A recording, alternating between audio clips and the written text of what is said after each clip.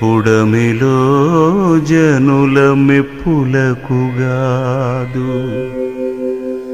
జన్మ పావనతకై స్మరణ చేసెదగాని సరివారిలో ప్రతిష్టలకుగాదు. ముక్తి కోసము నే మృక్కి వేడెదగాని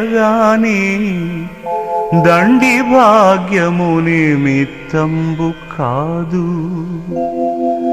నిన్ను పొగడు విద్య నేర్చితినే గాని కుక్షి నింపెడి కూటి కొరకుగాదు. పారమార్థికమునకునే పాటుపడితి, కీర్తికి నపేక్ష పడలేదు కృష్ణవర్ణ.